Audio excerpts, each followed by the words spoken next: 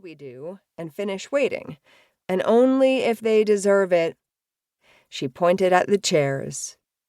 Her cousins exchanged disgruntled looks. Then Domino darted back to where he'd been sitting.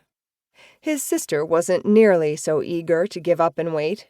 Blanking her face, she darted quickly to the right. Z cut her off in a blur of blue light. Echo zipped to the left to be off again. In seconds, blurred streaks of gray and blue light were zipping up and down in front of the office door. When she'd had enough, Echo growled in frustration and darted toward the bookshelves at the back of the tiny office. The thick binders and books of regulations stacked on the shelves thumped against each other as she pushed through them to find a hiding place to pout in. Z sighed. As soon as we're out of this room, she'll find something else to focus on. Maybe she'll get a few knuckle sandwiches in. With another pop, Z resumed the human-sized version of herself, all 5 feet 5 inches of it. She stretched her wings behind her and shuddered as she stared at the disrupted bookshelf. "Echo, you're no fun." Her cousin's high-pitched voice emerged from the stack of books, muffled but clearly frustrated. Z couldn't help snickering. "I know you don't mean that. Try me." "No thanks." Z clomped across the linoleum floor to her seat and slumped onto it, making the metal frame squeak. "Trust me, I don't like waiting any more than you guys do." "You'd rather stay in this cramped room doing nothing just because we said we would?" Domino leaned back in his chair, clasped his hands behind his head, and kicked out both legs in front of him. Then he and the entire chair rose 4 feet in the air and hovered so he could prop his boot heel on the edge of the desk.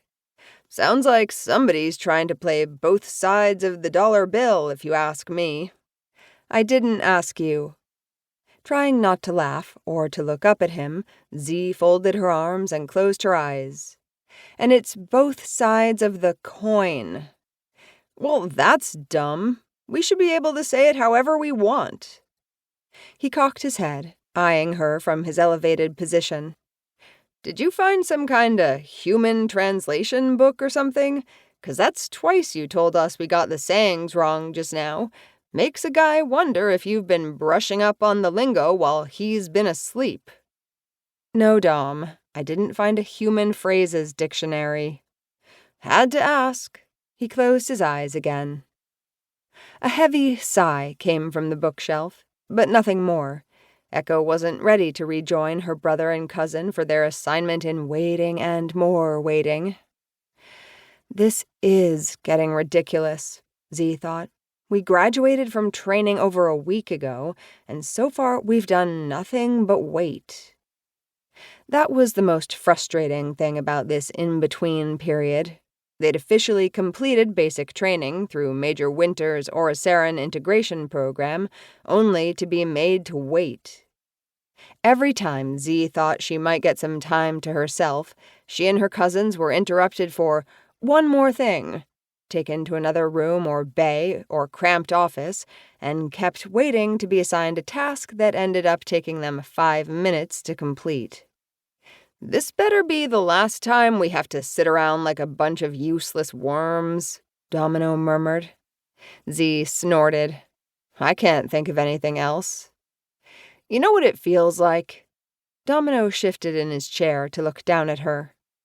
"Remember that time we were trying to break into that jewelry store, and we kept having to turn back because Bill kept forgetting to bring the right tools?"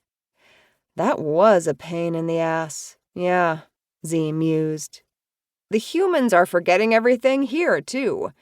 Oh, the pixies need more uniforms? Let's take 'em to another room so they can wait for the guy to take 'em to another room so they can wait for the guy who's gonna measure them for uniforms.